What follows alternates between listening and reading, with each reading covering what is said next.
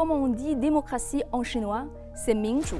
Autrement dit, le peuple est le maître du pays, sachant que Ming signifie peuple et Zhu, le maître. Si on s'accorde sur le fait que le terme démocratie dans son sens moderne désigne tout système politique dans lequel le peuple est souverain, alors logiquement, celui qui peut juger si un pays est démocratique ou pas est le peuple de ce pays. Un exemple, la France, pays démocratique ou pas. C'est aux Français d'en décider. Les Français ont plus de mots à dire à ce sujet, n'est-ce pas? Maintenant, changeons de pays et poursuivons notre raisonnement. Le Rwanda est-il un pays démocratique ou pas? C'est aux Rwandais d'en juger. Il faut rester cohérent et éviter le deux poids deux mesures. Malheureusement, certains médias occidentaux ne le sont pas et se permettent de poser des questions de façon très condescendante au président rwandais Paul Kagame. Mais celui-ci a tenu à leur répondre à chaque fois. Il a notamment dit, et je le cite, « En ce qui concerne les valeurs, nous n'avons besoin d'aucune leçon de la BBC ou de qui que ce soit. » We don't need any lessons from BBC or from anyone. Vous devez arrêter avec votre complexe de supériorité. Vous devriez arrêter de dire aux autres quoi faire ou ne pas faire, même si ce n'est pas à votre goût. Les vidéos de ce genre sont nombreuses sur YouTube et je vous invite à les regarder et surtout n'oubliez pas de regarder les commentaires. Il y a des témoignages touchants et inspirants. Le Rwanda n'est bien entendu pas la seule victime de ce deux poids deux mesures. Tous les pays non occidentaux le subissent. La Chine, avec son immense population et sa force économique, est l'un des cibles favorites des attaques occidentales. La Chine est-elle un pays démocratique? En tant que chinoise, j'ai mon avis sur la question et je vais le partager avec vous. La Chine a une population d'1,4 milliard d'habitants, soit près d'un cinquième de la population mondiale. Comment la volonté d'un si grand nombre de personnes peut-elle s'exprimer? La Chine a trouvé sa solution, la démocratie populaire intégrale.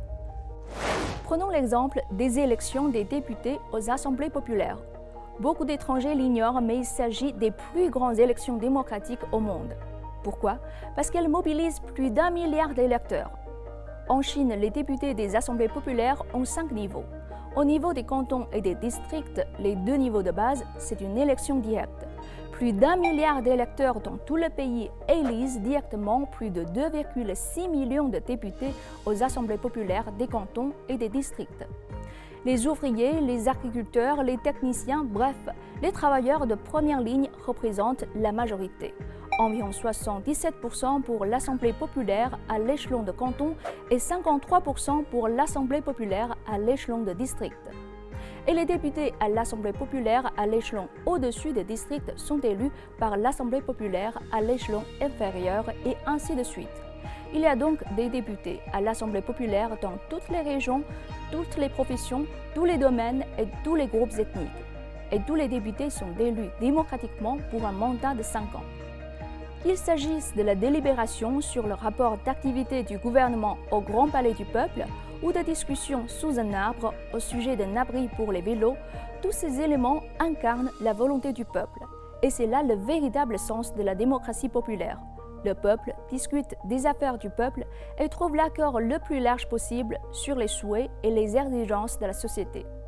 Cette démocratie marche très bien en Chine et le peuple chinois en est satisfait, comme le montrent d'ailleurs des études réalisées par les organisations internationales.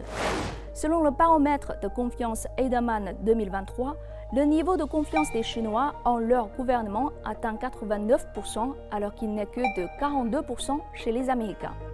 La satisfaction du peuple chinois à l'égard du gouvernement central atteignait 93,1% selon une étude sur le long terme intitulée « Comprendre la résilience du PCC, étude sur l'évolution de l'opinion publique chinoise » réalisée par la Harvard Kennedy School of Government. Pour les Chinois, la démocratie n'est pas une décoration. Elle est là pour résoudre les problèmes des peuples, mais pas pour organiser un concours de beauté pour désigner les pays les plus beaux ou les plus parfaits au monde. Celui qui aime organiser ce genre de concours et qui prétend avoir le droit de le faire doit se regarder dans le miroir et cesser d'être un membre de jury et un participant en même temps. À un moment donné, il faut choisir sa place.